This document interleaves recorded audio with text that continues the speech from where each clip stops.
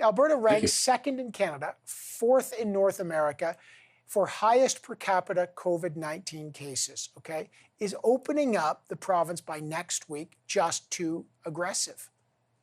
Well, first of all, the first stage of the Open for Summer plan is a moderate step and a thoughtful step. So we are starting the Open for Summer plan with some small reopenings and targeting those that are low risk activities, those that are outdoors, so we can continue to see those cases come down so that when we get to stage two and stage three, we would be able to have the opportunity for wider reopenings and more accelerated reopenings because we would at that point would have a lower baseline in our case counts and pressures in our hospital system.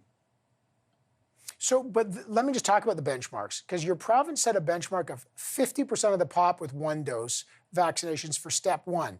That's a lot lower than, well, look at Ontario's benchmark is 60%. Next door, Saskatchewan, 70%. The federal government had set the threshold at 75% with one dose. Why did Alberta set it at 50%? Well, first of all, it's three stages, right? And so we hit the 50% threshold last week on May 18th. We're now at almost 58%. And knowing that it takes 2 weeks as well after folks receive that dose of vaccine for that full protection, after we get that 2 weeks after May 18th, that takes us to next week.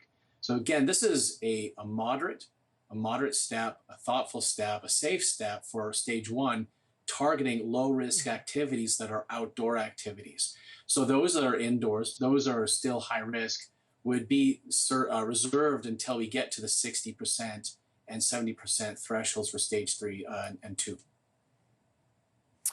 The other thing that struck me about this is this is a provincial-wide plan. So there are many areas of your province, and correct me if I'm wrong, but I'm just trying to look at the data here, that have a much lower vaccination rate than other areas. It's kind of very asymmetrical. But the stages, the three stages of your province approach is not regional, it's provincial. Is that a concern, that you're not doing it by region? You're going to open up when you have a lot of regions that just don't have high vaccination rates?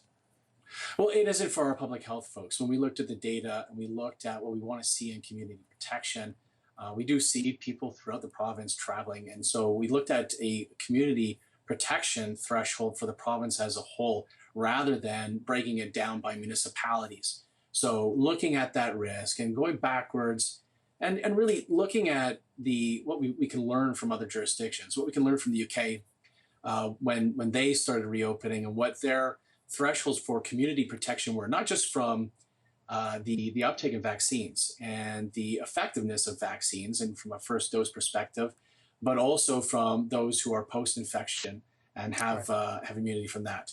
Working backwards from that, learning from what the UK example was, the Hungary example as well. I think those are the two bookends, right, that we can learn from, as well as many different states.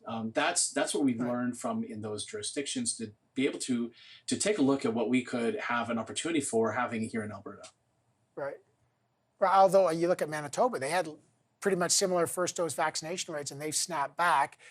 Some doctors, frankly, are really concerned about your plan. They're calling it reckless and risky. I'm going to show you a clip of the former Alberta Chief Medical Officer, Dr. James Talbot, talking to my colleague Todd Vanderhayden on CTV News Channel just a couple minutes ago. Here's what he said. We were, the Medical Staff Association of the Edmonton Zone, were profoundly disappointed in what was announced.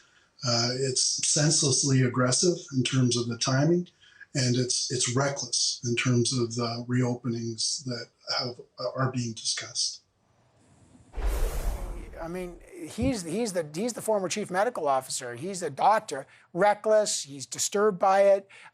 He just thinks it's too aggressive. Why push it so fast? Why push it faster than any other province when you're literally seeing what's going on in Manitoba? Well, I think it's the same answer that I probably was trying to answer with your previous questions. I think you're conflating several different things. The first step is a moderate step, is looking at outdoor activities. So the accelerated openings in phase 3 would happen when we have 70% uptake in our vaccines plus 2 weeks. When we plus the post-infection immunity, that we already would have in the province, looking at the success in other jurisdictions. So this is, if we're looking at the aggressive and accelerated reopenings in stage 3, at that point, we would have a low baseline. Right now, our baseline does have to come down. And that's why step one is a moderate step. So let's talk facts here and remember that step 1 is a thoughtful and safe and moderate step so that we can continue to have the baseline of our new daily cases and the total actives in our province continuing to come down, that later on, when we get to 60 and 70%, we can have wider reopenings. So now you may get I know the Premier said that the stampede's going to come. What's the date when in your province you're going to say people do not have to wear a mask, just masks are done? Well, look, masks will always, even after we get to stage 3, be recommended, especially for those who haven't had a vaccination. For those who are symptomatic, there'll be a recommendation. If you're talking about mandatory masking in indoor settings, which we have right now in Alberta, that would move to being a recommendation in stage 3. Is that what you're asking about? Right. Yeah. So okay. Stage 3, no longer mandatory. Okay, that's exactly what I wanted to know. All right. Well, listen, everybody wants this over, and we hope it's not too aggressive. So, Alberta Health Minister Tyler Shandro, thank you, Minister. Appreciate it. Thank you. Thanks for having me back.